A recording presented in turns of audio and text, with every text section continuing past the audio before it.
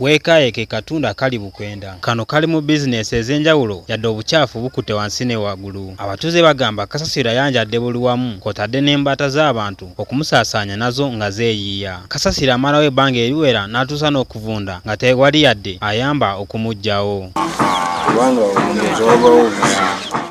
Kuba bw'etonnya kasasiro afuukira ddala kizibu.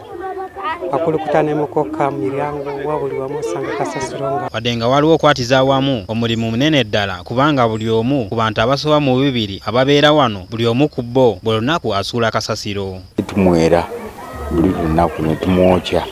Twagema contract uno naawokya lusoose mulyango okuyirako ye naawokya okuyirako ye naawokya ploti yonna tuwokya. Amusuulira abatuuze baamuno bennyini. Wakati nga forusa abategerera ekyalo tugezaako ntuyora ntwokya ate ogenda kukeera ku makyera nga basuddeyo nga bonge. Kyengera municipality evunaanyizibwa okulongoosa ekitundu kino naye balwawo okubalowoozaako n'abatuuze bagamba abakulembeze baabwe baabivaako. Abachairman bakola mu mulimo babenga bafuna ngeri y'okusuuza amasente batusoza sente babenga bajja kasasiro bamutwale.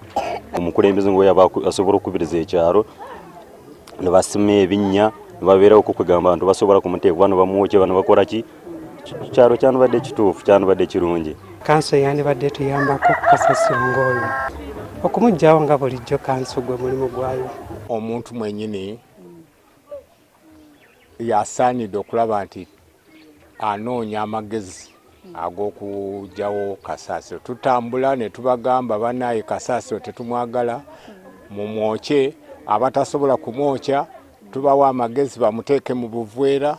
Awabeera obukyafu tewabulawo ndwadde era abatuuze bafuna endwadde ez'enjawulo. Ekitundu okubeera ekiyonjo kiviira ddala kuba kibeeramu nga abakulembeze tebanajja era abantu buba buvunaanyizibwa bwabwe kwekolamu omulimu kusigala nga bayonjo kwewala endwadde eziva ku bukyafu. Atuuse Protaz, MRU TV.